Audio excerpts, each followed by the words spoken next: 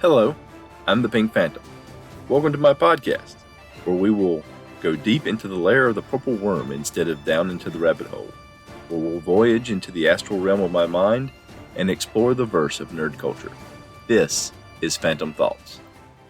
In this episode, we're going to have a call-in from Joe from Hindsightless podcast, and then I'm going to give an overview of a RPG called Space Kings. Hey, Kevin, I really want to thank you for recontextualizing that whole Monster Heart scene that I described. I like in the Buffy world, Buffy the Vampire Slayer, the TV show world, that makes total sense. So in a Monster Hearts world, yeah, you're right. That does make a lot of sense. I should actually tell my friend that, because I think he actually did feel pretty bad about it. He even felt it was metagaming.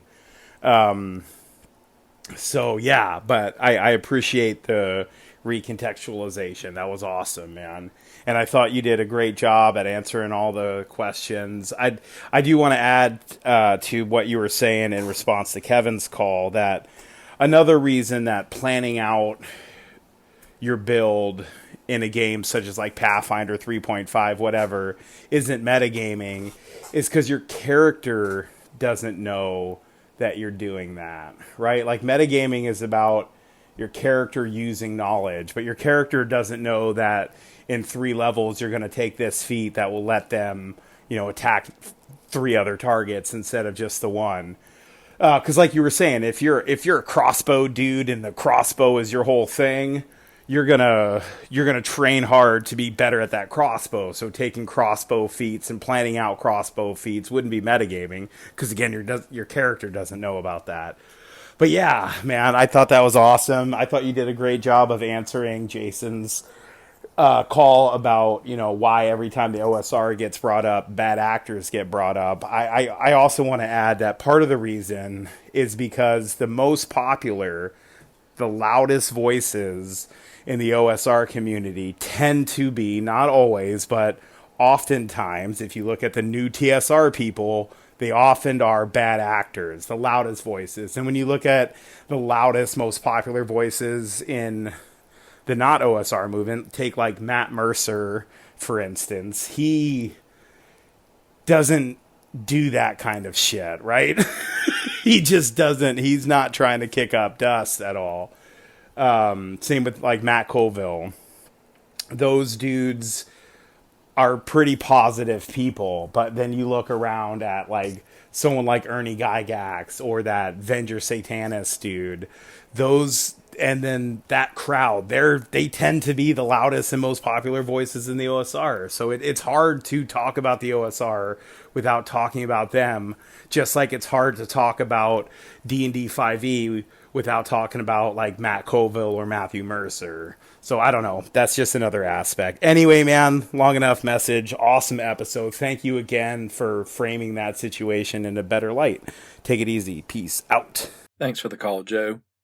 The more I think about the difference between system mastery and metagaming, it really has a lot to do with what the system is and what the system expects from the player and what the feel of the system itself is, what the genre of the game that you're playing, and also just the player's intent. Your player would not intend to metagame.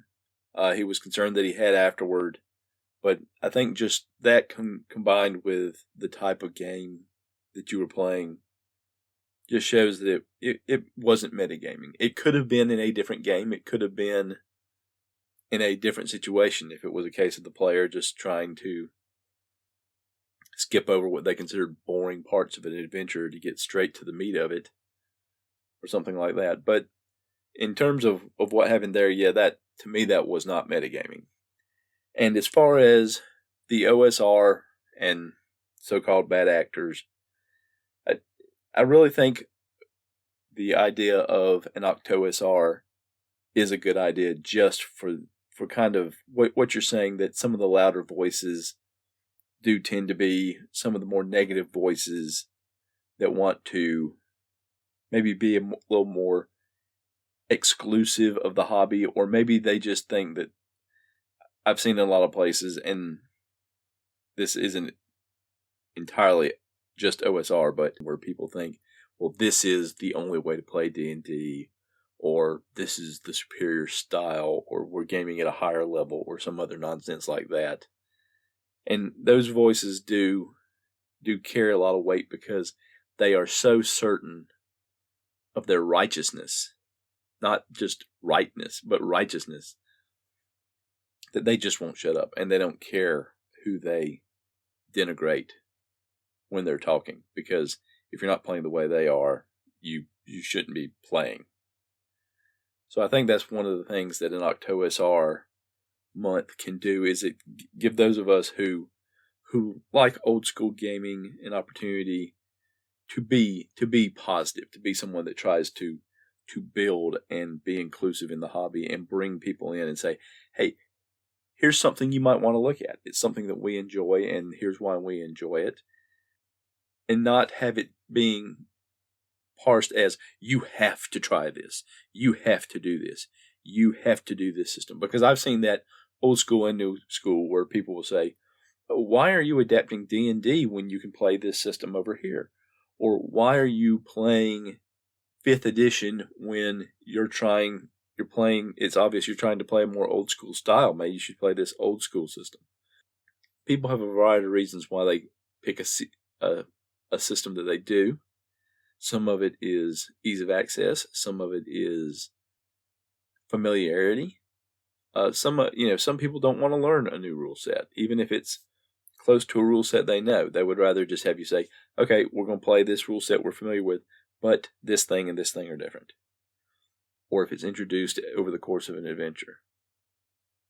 But I think this is an opportunity for us to just put out there what the OSR is and why it's a great style of play and why we enjoy it. And then if people want to decide to join in, and then they can, because there's certainly a lot of systems out there, and they could be involved by just asking questions, by doing call-ins, by sending emails when they hear us talking about it, or interacting on social media for those of us who have social media accounts. So I think it is something that is worth doing just for that, just to say, hey, those loud, obnoxious voices, they are as much a minority in our community as they are in your community. Space Kings, an improvisational role-playing game. This is a game that I kickstarted and just got the book this week in the mail. It's a hardback book. It's roughly the size of a half of a sheet of letter paper. It's the cover, I measured it. It's 8 3/4 inches tall by 5 3/4 inches wide. It's 128 pages. The front 4 or 5 pages are taken up by of course, the title page and the page with the print edition stuff on it, table of contents, and a foreword. And then the back several pages are taken up by a index. That's the last 2 pages, a list of Kickstarter backers, acknowledgments from the people who created the book, a list of play testers and special thanks, and an end note and a full page illustration. And there's several other full page pieces of art and some smaller pieces of art scattered throughout the book. It's a kind of a cartoony style. It's a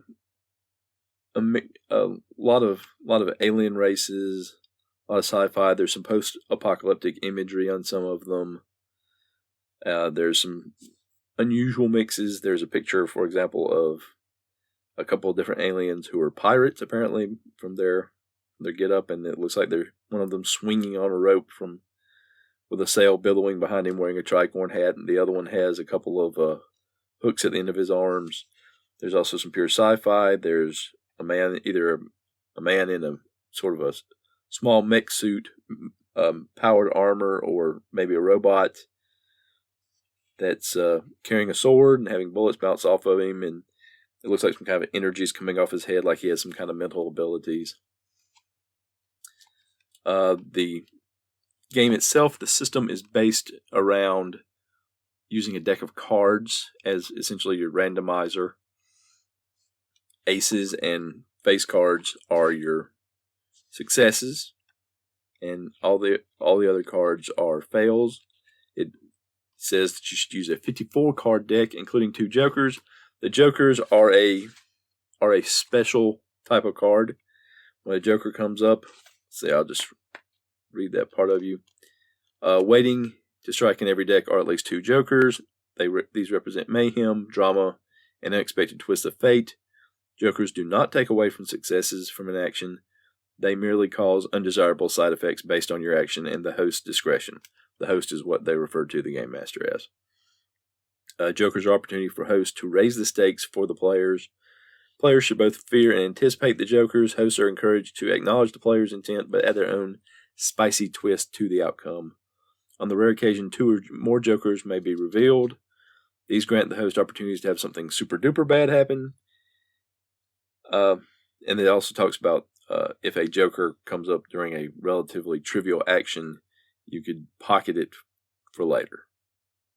When it starts talking about characters, it talks about species/culture. Species don't have any kind of mechanical advantage or disadvantage to it, and it lists several potential type of sci-fi and a little. It has a very sort of humor edge to it. Slug people, Puppalonians, which are puppies, robots, angels, satyrs, Buganoids, pocket wizards, which are literally wizards that will fit in your pocket. So just some options there. Living planets even. It gets into character concept. Talks about having a character concept. It's a phrase that describes the essence of your character. Try to keep it short. So you could yell it to someone from a passing car and they'd still kind of get what you're saying. That kind of style is present throughout the book. Like I said, there's some good jokiness to it.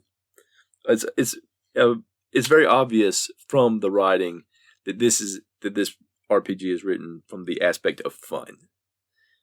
So I think the system could probably work. A lot of mechanical systems can work for most anything, but the idea is this is a fun game.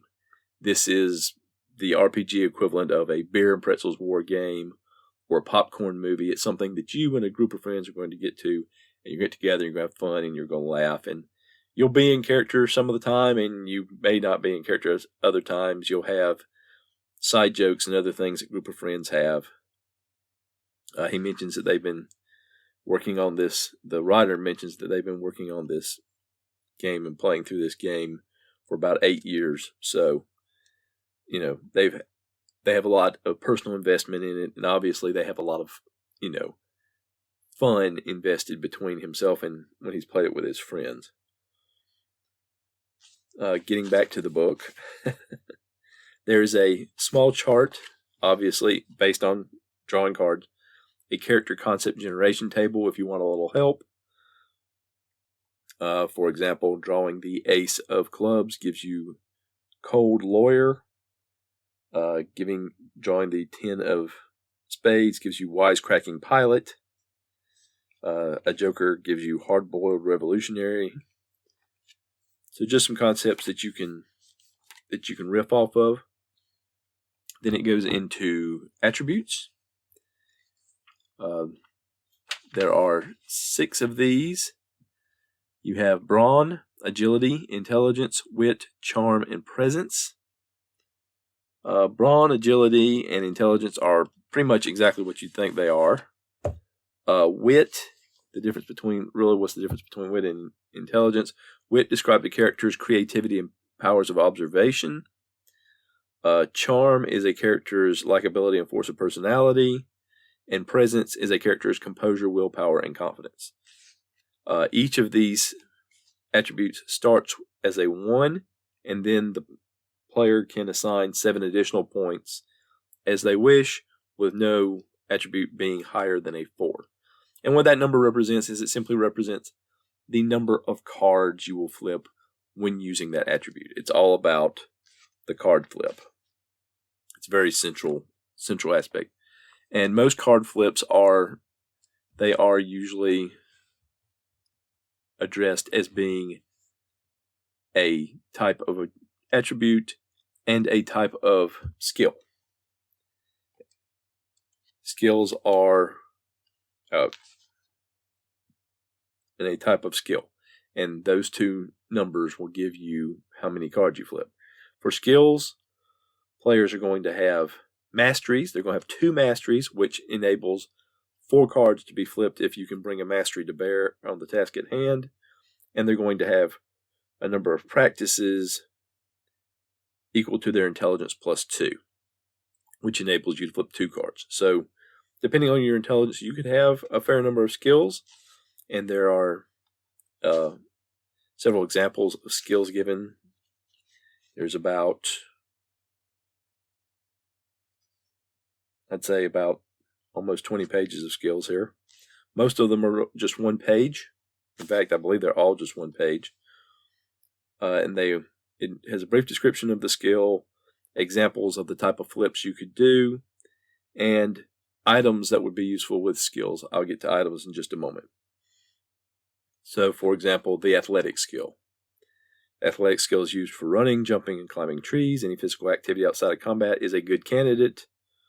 Examples of athletic flips are agility plus athletics to backflip off a balcony onto a large falcon, or charm plus athletics to give someone directions to the beach.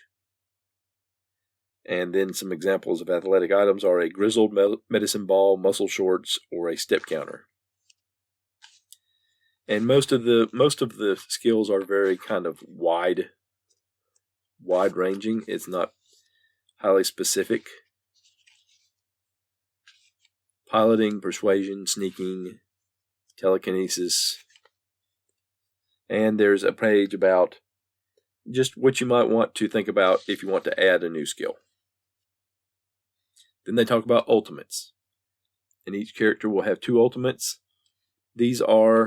Ultimates represent the most specific, bombastic ways your character interacts with the world. These abilities overwrite many of the basic rules of Space Kings.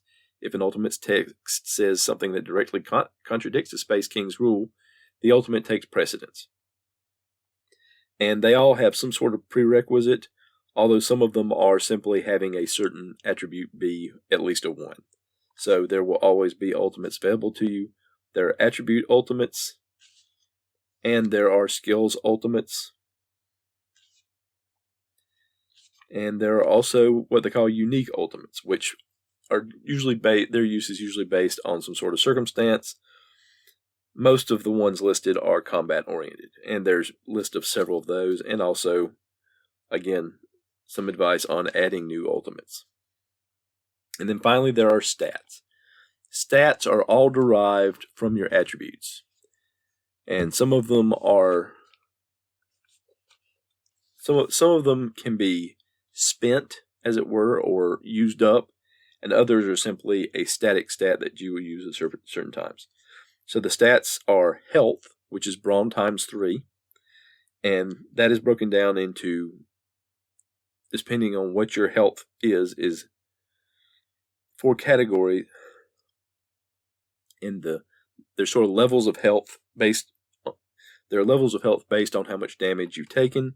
If you've taken less than 1 times your brawn, you're considered healthy, and you get to flip an extra card anytime you perform an action. If you have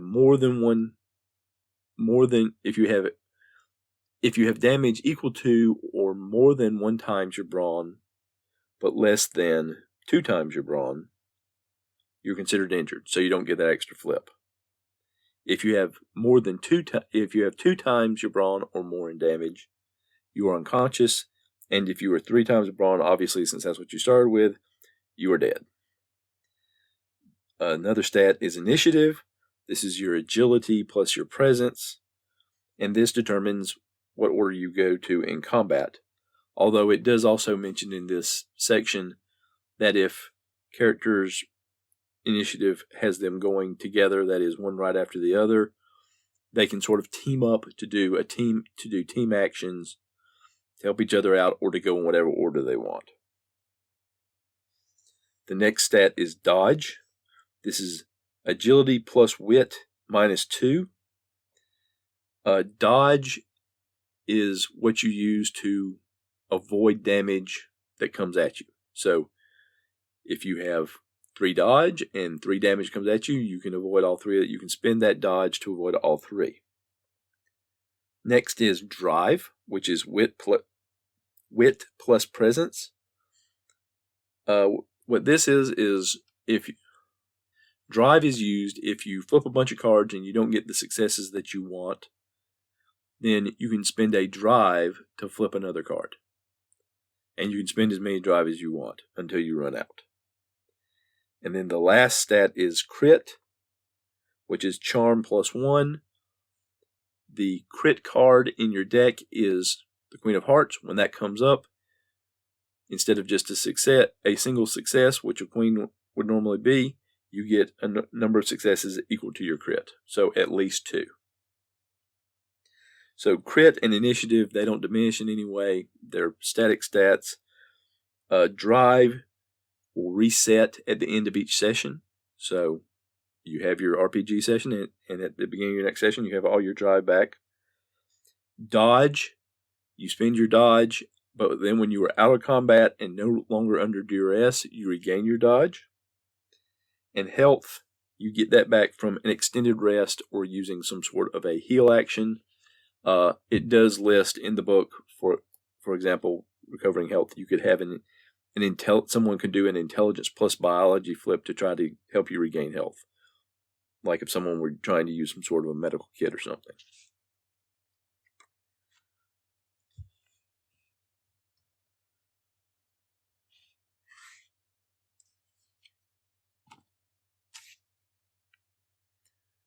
Then the book talks about hosting a session, planning a session, setting up the setting, conflict and antagonists.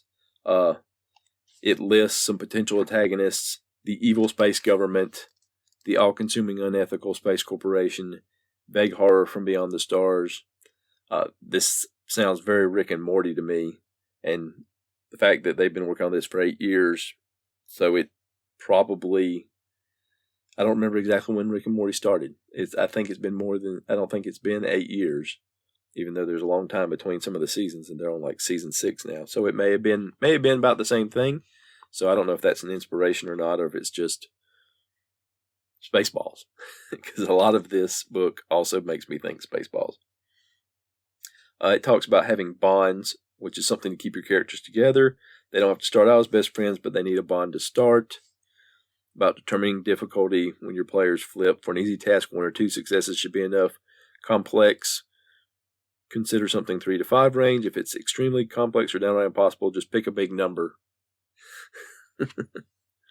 And then there are tables for random bond. There's a random bond table. The party are brought together by a master thief to commit one last heist. The party are all completely broke and share an apartment. The party members are all children of heroes who once united to save the universe. Also has a random setting table. Mongo 3, a space station converted into a chill skate park and taco place, pretty harmonious. The Robosphere, a mismatch of several abandoned space stations welded together by its robotic inhabitants, a surprisingly friendly place. And a table for subject action conflict generation, where for each card you've given an entry for subject and entry for action or conflict. So if you flipped a 10 of clubs, you'd get a psychic cat has, and a 10 of hearts would give you a secret that could destroy the evil space government. So that's the kind of thing that... So a few random tables included. Then in anatomy of the session, talks about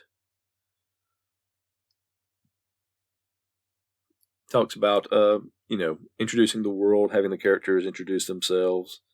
If it's if it's not the first session, going over what happened last time. Breaks down a session in 3 basic phases: what's all this, an initial scene, to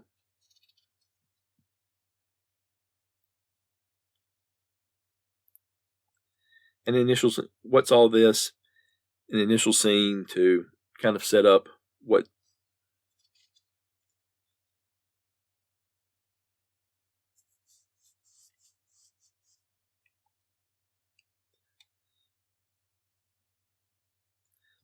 all this? The first phase should be generally gentler and more investigative than the rest. You don't need to do too many card flips here. The next phase is uh-oh. After your players are done faffing about, hit them with some conflict. This can be combat, a mystery, some devious challenge, anything you like so long as it involves as many players as possible. Retain from character-specific conflicts until you feel your player characters will willingly come to each other's aid. And then the final phase, what have we wrought? 2 or 3 major conflicts are usually more than enough to carry you through to a satisfying ending for your session. Maybe the heroes won with very little consequence. Maybe the cost was dire. Maybe they got their butts handed to them. And then it talks about, at the end, another aspect of Space Kings, handing out hero points. They're small boons to reward players for good role-playing, heroism, or hilarity. At the end of the session, hosts may award a single hero point to any player you feel positively contributed.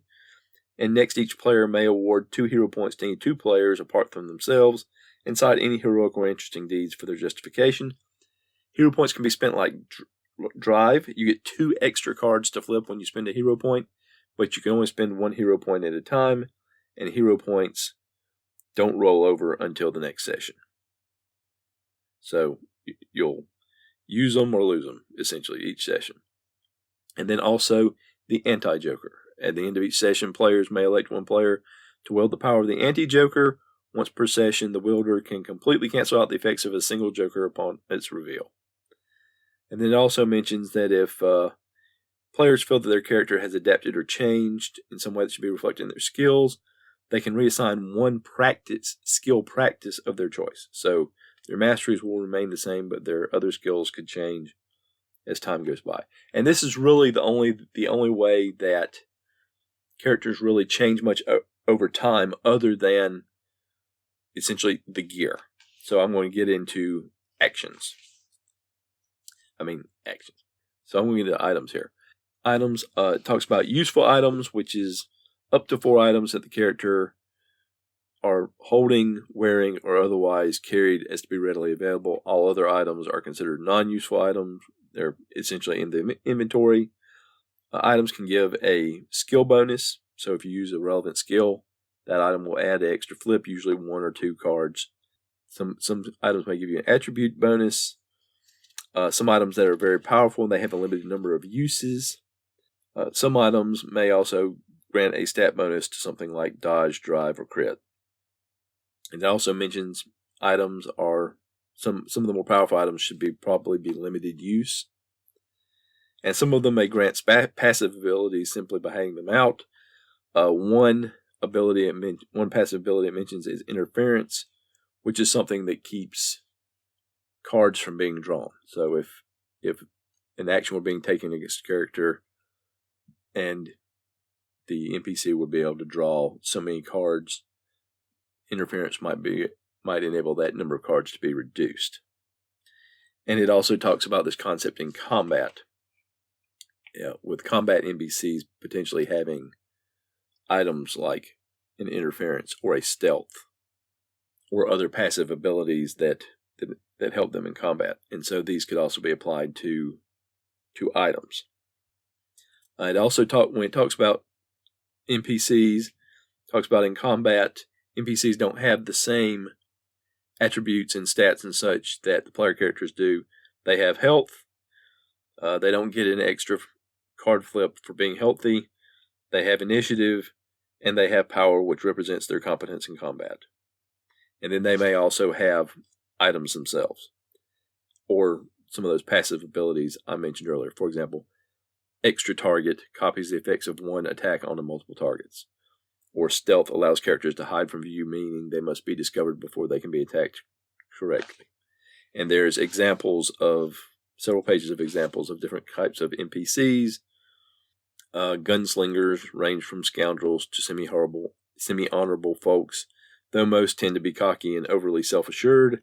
Health 6, Power 6, with a firearm skill, initiative, and then a couple of passive abilities in lethal firearms and extra target 1 when they're using firearms. And then it goes on to list multiple items. It also talks about, in the non-useful items section, it says this could be items that don't provide any kind of a bonus, or items that they're just not being used at the moment. And they don't just vanish neatly into your character's inventory. Hosts should keep track of how much stuff characters carry, and shouldn't be afraid to break, burn, purge, or punish the inventories of characters who hoard too much. And then the book ends with a couple of starter adventures. These are adventures that give you a setting, the bonds between the players, what the conflict is, lists some NPCs, and generally gives you a clue to get an adventure started. It's not even what you'd call a module or anything. Just a few pages to get you started on adventure. So I first became aware of the game Space Kings through a podcast called Pretend Friends, which it started in 2017. I picked it up the next year in 2018. They had 3 seasons. The first and third seasons were sci-fi, which is the basic setting, sort of default setting level of the Space Kings RPG. But the middle season, the second season, the one I started listening to, was fantasy. So it's a good podcast, and it's still out there. I think I'm pretty much everybody's favorite podcatcher. So it's worth listening to because it's a fun listen. Those guys have a lot of fun, and you can kind of hear the game develop, because when I went back and listened to the first season, I could tell that things were different between the 2 seasons a little bit. The game itself, like I said, this is a maybe not a light, mechanically light game. There's not a lot to it, but it's not a mechanically light game, because you have 6 attributes. You're going to have a list of at least 4 or 5 skills probably, and you've got the 5 stats. So there's kind of a lot to track, but with a good character sheet, you can do that. But it's generally a lighter feeling.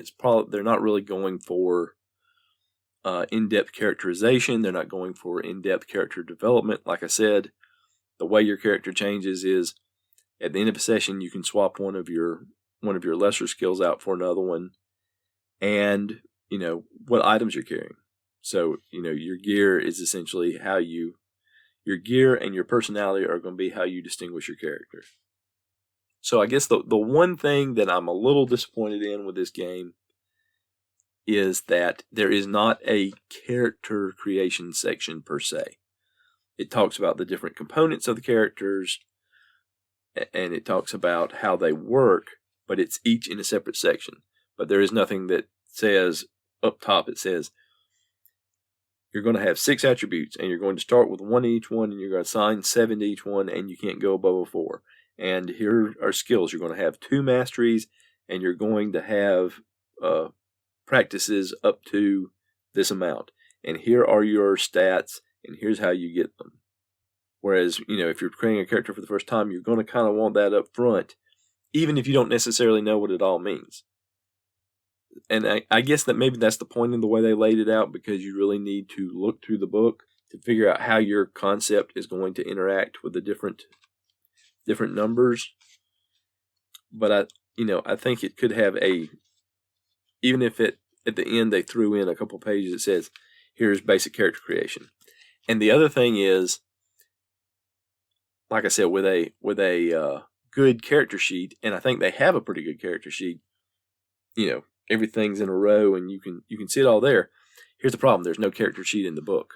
There's a QR code at the back, and you use it to download a character sheet. And it also has, the web address, spacekings.space, where the character sheet is. But there's not one in the actual book that you can make a copy of. And, the character sheet, you probably want it to be a full-size sheet anyway, because with 5 stats and 6 attributes and multiple skills and multiple items and probably a few personal details on your character just to help out you flesh out who your character is, you're probably going to want the room. And if it was in the book, it would be half-page sized, essentially. But still, that would be nice to have. And then the order of the book is not 100% amenable to, again, going with your character. It starts off great. It tells you the system first, how you're going to play, just letting you know what the cards are going to do. And then it talks about the cultures and races, which don't do anything mechanically, but it's a good way to get you started on who your character is going to be. And then it lists attributes, skills, ultimates, stats, but then it goes into hosting and the anatomy of a session and the combat before you get to the items section. And I don't think I mentioned this even when I was talking about the items, but you're going to start off with 5 skill items for each character. So it could have been laid out a little more, if you're going to start with items, to me that needs to be probably right after stats. So attribute, skills, ultimate, stats, and then items. And then go into, and you also could have put the basics of the system down below that, and then hosting probably should have gone maybe right before the sort of starter adventures. Those are minor quibbles. But having heard the system played, I think this is a good system. They had a lot of fun with it, and I think it could be a lot of fun. And, yes, can you do some metagaming with this? Absolutely you can. If you're good at card counting, you can do metagaming. And you can, even if you're not good at card counting, you can get a general sense of, well, I've seen an awful lot of number cards. I hadn't seen a lot of face cards, so I've got some successes coming up. But, that's something where somebody could say, you know what, things have been going bad for me all day. Surely they're going to look up. Or things have been going great for me all day. They're probably going to take a downturn soon. So I need to be more cautious. But, if you're doing that kind of serious stuff, this is probably not the system for you in the first place. There's a very kind of, humorous feeling to the writing, and the illustrations throughout are not, this is not, Star Trek. This is not The Expanse. You're doing Star Wars here. You're doing Rick and Morty here. I mean, this would be a great system for doing Rick and Morty. I know they have their own D&D. So, if that sounds interesting to you, as I've rambled on now, oh my goodness, have I rambled on for that long? As I've rambled on, if you'd like to give it a try, you can get the PDF at supertry.itch.io. That's supertry.itch.io. They also have on that page links to character sheets.